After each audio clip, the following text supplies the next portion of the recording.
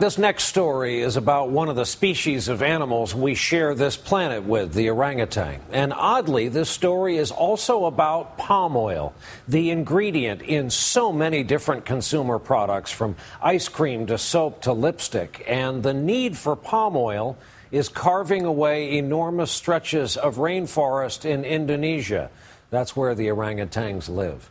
Tonight, NBC's Ian Williams reports on what could be the last stand of one of our closest relatives. These men are hunting wild orangutans in the Indonesian jungle, not to kill them, but to save them. Orangutans are dying here as we speak. Leading the hunt is Ian Singleton, the director of the Sumatran Orangutan Conservation Program. If there's an opportunity to dart it immediately in here, then we'll grab it. Movement in the trees above them sends the team scrambling through the thick undergrowth. Then the trail goes cold until they spot their target high in the canopy and take aim with a tranquilizer gun. We got it. We got it. As the sedative takes effect, the next challenge is to safely catch the orangutan as he falls.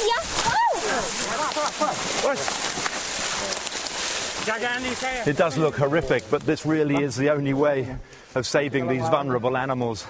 They name the 14-year-old male Harry and will release him back into a pristine forest several hours away. Why did you feel you needed to get him out of there? These trees will be gone in 12 months. It looks scary. Yeah. But he's all right. It's a really risky business. This is the absolute last resort. But we have no choice. You know, it's either he can have another life of another 40 years, maybe sire several kids, or he can stay here and die of starvation. And this is why. The orangutan's forest habitat's being illegally slashed and burned to plant trees that produce palm oil. This cheap oil is found in roughly half of all packaged supermarket products, from instant noodles to ice cream, and is bringing jobs and development to Indonesia, now the world's biggest supplier. But at what cost? This is a question of time. I mean, if we can stop clearing any more land right now, then these animals have a hope. But if we don't do it right now, they'll all be gone before the end of the year. And when you see these high-wire performers move with mesmerizing ease across the treetops, you understand the former British zookeeper's passion. Orangutans share 97% of our DNA, and it's not hard to detect a touch of us in their curiosity and intelligence. But man's closest living relative could become the first great ape species to face extinction in the wild. We have a moral obligation to save as many species as we can. I mean, orangutans have just as much right to be here as we do. Singleton first came to Sumatra as a student, researching the red apes. His more than 20 years here have left him angered and moved by their plight, and determined to fight for their survival. And Singleton is stepping up the fight to save what remains with a surprising new weapon. Engage engines, 1, 2, 3.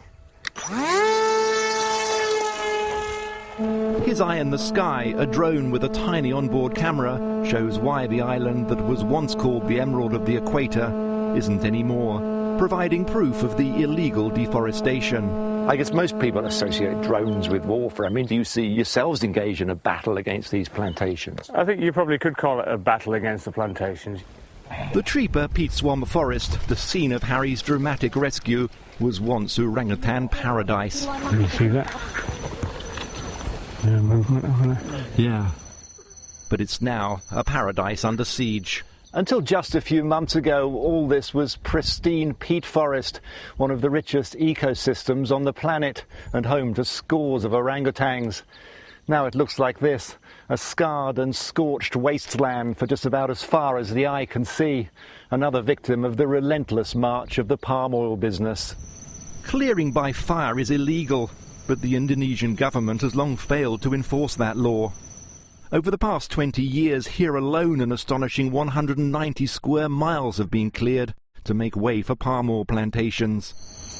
And Singleton estimates the orangutan population is down 90%, with only 200 remaining.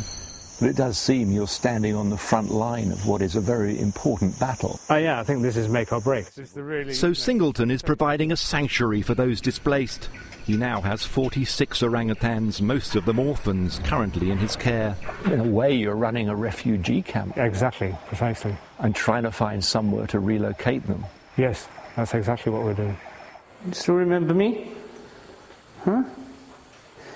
One of the newest inhabitants is a 2-year-old male named Chocolate. Undercover investigators found him in the hands of animal traders.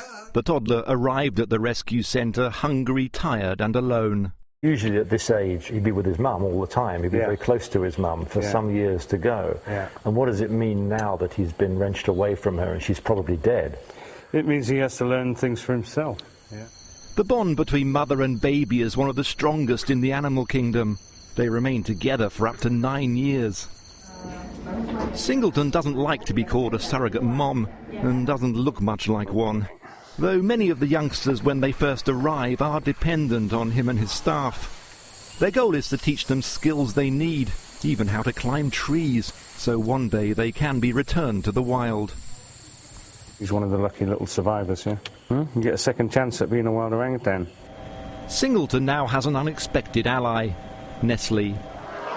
2 years ago, Greenpeace mounted a high-profile campaign to shame the world's largest food and beverage company after they discovered one of its palm oil suppliers was destroying orangutan habitat. Under intense public pressure, Nestle turned things around and has since become a leader in buying palm oil responsibly. Palm oil here is often seen as a particular villain. Is that fair? Yes, it is fair. There's been a lot of deforestation here to establish palm plantations. Scott Poynton is the executive director of the Forest Trust, a non-profit group hired by Nestle following the Greenpeace campaign.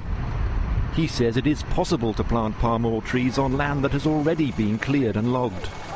What we say to people is, we're not stopping you from growing palm oil, but put it on land that's degraded, that's not forest anymore. Can we, though, be sure where all the palm oil is coming from? We say, if you don't know where the oil comes from, then you don't care.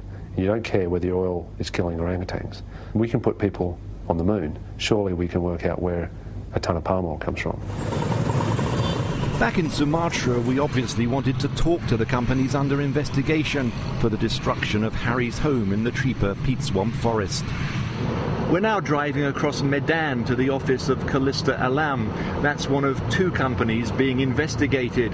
We have requested an interview from them, but so far they haven't responded. Hello, Callista Alam. My name is Ian Williams from NBC. No comment. I was wondering whether you could talk to us about the activities of your company in the Tripa Peat Swamp, yes? But your company is under investigation, yes? I can speak English. I can't speak English. Could you tell us about the... I'm really trying to get a response to these accusations. Could you talk to us? After our visit, the company had one of its operating permits revoked. But that's only the first step in what's likely to be a long battle to save the orangutan's remaining habitat. Meanwhile, Singleton has found a new home for his refugees when they're ready to return. It's steep in a so far undisturbed part of the forest. Getting here isn't easy, which is probably a good thing for the orangutans, 30 of which have been released, including Harry. It must be very satisfying when you're out there seeing them back in the trees, back in this habitat again. Seeing in the wild there is also, it makes me feel that what I'm doing is extremely worthwhile. Ian Williams, who we don't get to see often right here because you're posted in Asia, is here with us tonight. I'll go ahead and ask anyone with any empathy is wondering, what can we do? Look at the labels, Brian, because there are so many products now that contain palm oil. If we look at the labels and challenge the companies, write letters, find out where they're sourcing their palm oil from, because they may tell us they're doing it in a responsible way, but so many of them don't look hard enough. And consumer power can be very important. We saw that in the case of Nestle. Ask them where they're getting it from, whether they're confident that their palm oil comes from plantations which are not destroying the habitat of the orangutan. Also, another way is to adopt an orangutan.